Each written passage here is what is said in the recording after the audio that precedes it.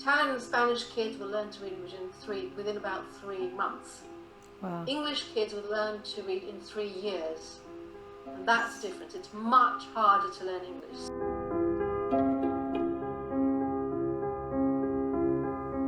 Would you like to begin by introducing yourself and the kind of work that you do? So my name is Tammy Rice-Frankfort, and I am a special needs teacher. I work part-time at a dyslexia centre in London Bridge in London. And but I'm also part of the 3 founders of a company called Phonics Books, which publishes decodable books that help children learn to read. And our company started because we were looking for reading books that would help children read in a very step-by-step way that would kind of complement the teaching we were doing. And at the time we didn't find anything that was engaging, but also had enough structure because the kids we were teaching were failing already. So we wanted to give them something that they would succeed in, but at the same time progress in small steps. And that's how we started Phonics Books, which is a company that's been going now for 15 years. And our books are used in some schools in the UK, but also in Australia and increasingly in the US. So thank you, that's brilliant. I mean, it sounds like you've got a huge amount of experience there that you can offer so many people. So I want to really ask you about, how do we get children to start reading? What is the beginning process that gets them reading in the first place? Because if I was a parent or a teacher, a newly qualified teacher perhaps, and I wanted to know what the very first stages were, how do I go about that, and what does that mean? What does it look like? Language comprehension means what you understand from your spoken language. And decoding is actually being able to look at the letters on the page and turn them into sounds and words as you read. So we need both of these. If I, for example, would try and learn Spanish, to read Spanish, I can read Spanish because I can read Spanish characters, the Latin characters, but I wouldn't be able to understand it because I don't understand Spanish. So therefore, in Spanish, my language comprehension is missing. Right. But I can decode, right? Okay. On the other, right, so what I'm just saying is that the first thing the parents need to do is need to make sure that they are reading to their children and speaking to their children so their language develops, their oral language develops. Because that eventually becomes a very important aspect of reading. It's not so important at the beginning, but it does become more and more important later on, where children are reading more complex texts and they need to know more words. So that's number one. So number one is make sure you're reading with your child. Every night, make sure that you're developing their vocabulary through conversation and through challenging whatever interests them or interests you to read together. So that's the first thing. The second thing is about the decoding side. Now the decoding side is the complicated bit. How do we teach children to read a very difficult language? Because English is one of the most difficult languages to teach reading. If you compare Italian kids or Spanish kids, where the phonic code, basically one letter spells one sound, it's always the same, there are not very many sounds, there are not very many letters. Italian and Spanish kids will learn to read within about 3 months. Wow. English kids will learn to read in 3 years.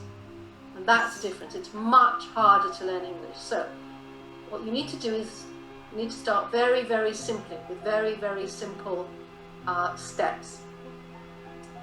And we need to understand, now the government in the UK has come to the realization that the best way to teach reading is with synthetic phonics. And that's basically reading the word throughout. I've just made a little chart here that I had prepared earlier. The very, very basic starting is actually teaching children the letters that then they can put together to read a word. So there are 2 fundamental skills. One is blending, when you blend the sound at, mat, to put the word together. That's called blending. And the opposite is segmenting, when you take a word in your head and you say, what are the sounds in mat? And the sounds are at. And that's a skill you need for spelling. So you've got 2 skills, blending and segmenting, which is the two skills. And these are taught together in schools now. Right.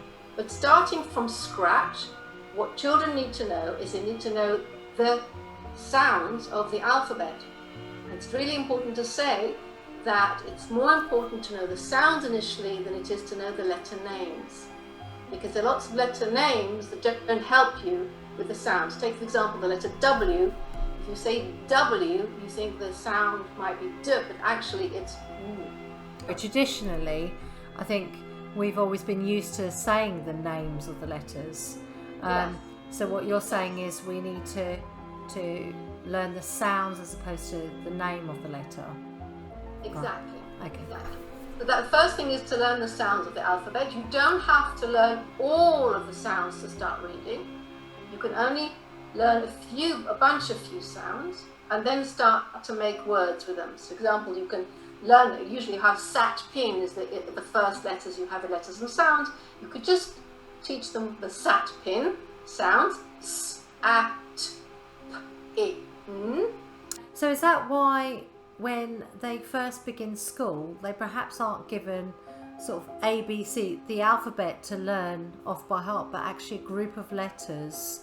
Exactly. Is that kind of in keeping with? That's why, because what you do is you just teach some letters, and then you immediately use them to build words, and you could even use them to read very, very simple decodable books. So you're immediately using the phonic knowledge for a useful purpose, and that is to build words, to spell words, and to read books. And that all makes sense to kids. Otherwise, it's a very abstract exercise. Why are we doing this? We're doing actually to read a fun book, to be able to read by ourselves. So unlike in the past when you used to learn all the letters of the alphabet, now we group them into small groups and immediately start to blend, segment, read, and also spell with those sounds. One thing that's important to know is that it's important for parents to learn how to say the sounds accurately, because when I grew up, for example, I'd say a, b, k, d, f. Today, you'll find in schools, the parents are encouraged to say the sounds precisely or purely, as it's called, without the added So instead of saying m, you say m. Right. You're saying t. So if you want, I can give you a link to a video that we have with pure pronunciation on it, where parents can listen to the pure sounds later on. Yes, please. Yes. I mean, what I really, really liked about the books from Phonics, from your company, Phonics Books, was that I find that as a teacher, I've taught children who have perhaps fallen behind or perhaps haven't grasped the concept of what you've just been saying, and perhaps haven't been able to decode the words. And what I really enjoyed about your books was the fact that they were engaging for the children, because often when children are perhaps behind, they have to continue reading the books that perhaps years below are given. And what I really enjoyed about Phonics Books was actually it's really, really important that they are given enriching texts, engaging texts, so that it doesn't turn them off reading altogether. Is that the concept behind what you're doing there? Well, fundamentally, we started off with special needs teachers. We're all dyslexia trained. All three founders of Phonics Books are dyslexia trained, and we teach children who are struggling readers or dyslexic. They might have other disabilities, but basically they have a reading disability. And a lot of them, by the time they're diagnosed and arrive at the centre, they're older. So they don't want to be reading the books that look very young, because most of them already have self-esteem issues. Most of the struggling readers from 8, 9, 10 already feel they're stupid, or they feel that they're not achieving, and they're very, very well aware that they're falling behind. So we have two ranges of books. We have, I don't actually have I have some older ones here, but these are, for example, the very, very beginner books. Right. Really, really beginner books for reception and beginner. And as you can see, we have more than one at each level, because we believe it's really important to have a lot of practice at the beginning. Okay, and these are called the Dandelion Launchers. We also have a series for parents called Pet Shop Panda, which are very, very cute, you can see, right? And very minimal reading, again with those few sounds that you're teaching, and every book will tell you what sounds are in that book that you need to practice before you start reading. From those books, I can already see that those are the letters that you mentioned in the first part of this Exactly. So the words are built around the letters that they're learning. Because English is very complex, we start from simple and we make it gradually more complicated, and we take the reader with us. We don't let them fall behind or fall in the gaps. And that's what a really good reading program should provide, is a step-by-step progression, at the same time practice. And the decodable books, they're called decodable books because you can decode them, you can actually work them out. These complement any phonics teaching. This is a kind of the practice. It's like the training wheels on a bike. You have some very cool looking adventure books for the older readers, which are kind of fantasy or we have a dog series. So this is for the struggling 8, 9, 10-year-olds who don't want to be reading the books of their siblings in reception and reading. They need to have different look and feel, but we still need to go through the same steps because we need to make sure that they don't fall through the gaps either. Yeah, that's really, really important. I think, traditionally we sometimes fall in the trap of either rushing on ahead too quickly, so they haven't got that secure foundations in place, or they, as you said, they end up reading books that perhaps their siblings or the younger years are reading, and it doesn't help with their self-esteem. So what you're saying, Tammy, is that it's really, really important to give them text that is age appropriate but level appropriate at the same time. See, the two words that often are bandied around when teaching phonics are graphemes and phonemes. Can you just sort of briefly explain what a grapheme is and what a phoneme is? Okay, if it's okay, I'll start with phoneme, okay? Because fundamentally the way our English language script is created, it's got a genius moment in history, that somebody decided that our language, which has roughly about 44 sounds, each sound could be represented by some kind of symbol. That was a kind of pretty genius moment because it meant that you could write loads and loads of things by reusing the symbols. You didn't have to make a picture for every different word like it was before. Before I had a picture for a cow, and a picture for a plough, and a picture for man.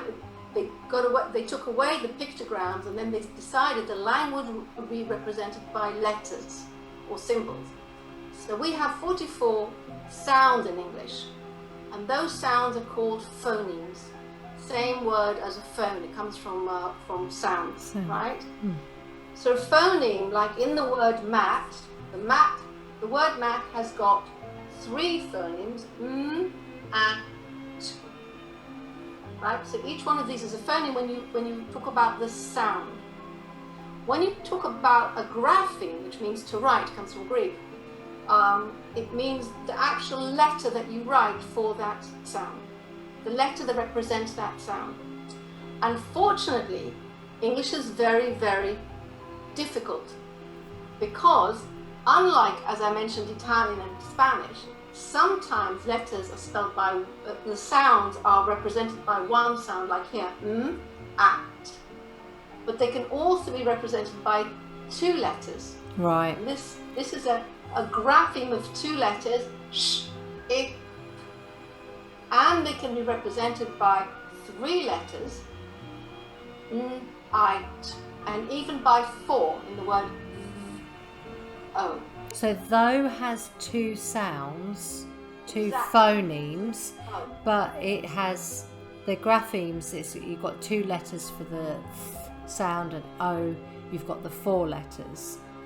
Exactly. So this is one of the very complicated aspects of English that we need to teach. But we, of course, start with what we call the one-to-one correlation. We start with words like mat.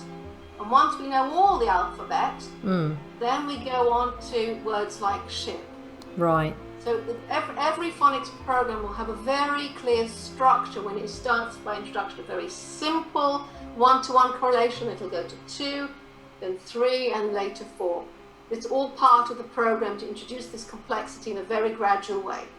Amazing. That's really clear. I mean, if I was a new parent, a child going into school and was given the list of words that they needed to learn, some of those words aren't always phonetically spelt. How do you explain that? That if I was a parent and some of them aren't phonetically, for example, I'm referring to the high frequency.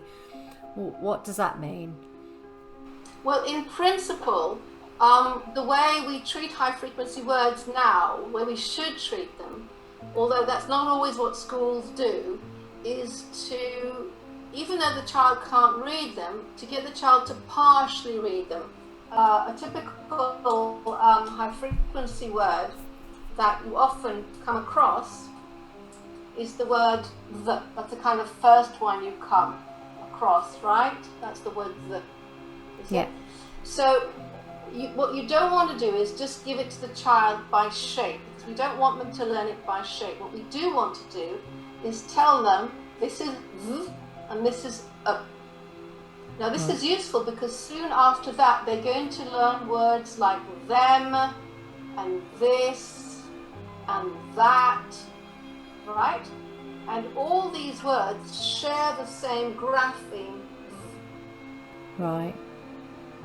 Right? So it's really important to help the children what we call map the word, even if they can't read it, to be aware this isn't one sound, it's actually two. Another one, for example, is the word said, which comes very early on. It's quite a difficult one, right? Said. So what we can ask the child to do is to sound out the first letter, s, and you can give the middle one, eh, and they can do the last one because they've learnt s, and they've learned d, right? Okay. So this is really important because it tells them this is how our language works. So when people say that these words are not decodable, that's not exactly true. They are decodable. It's just that they have complex spelling. Same goes for words like me, or he, or she, right? They all are decodable, right? And the earlier you can show kids how to map them, which means showing these are the phonemes and these are the graphemes, and we often show this by dot, dot, dash. There's a dot underneath a one-letter grapheme, and there's a dash underneath more than one letter if it's two or three letters. Right. You have that, right? That's how teachers do it in school too. It's basically telling children this is how it works, even if it's a bit complicated. Fundamentally, graphemes, they spell phonemes, right? Graphemes spell phonemes. I think that's brilliant, Tammy. I think you've really sort of given a really whistle-stop explanation on a lot of the basics, and I think for many parents, for many teachers, those little nuggets of information that you've given is going to be enough for them to go away and chew over and hopefully reflect on how they're either supporting their child at home or how they're teaching it in class. So I think that's fantastic. And I have to say, I've read your books both for beginners and for the older children, and I couldn't agree with you more when I saw the books for the older children, just how important it really is for them to also be given engaging texts and to empower them to all be able to read. Thank you for watching. I hope you found it enjoyable and useful. In the comment box below, please put a question or a comment about the video. To grow our community more and help other teachers out there, please subscribe to the channel and share our posts and videos. Thank you.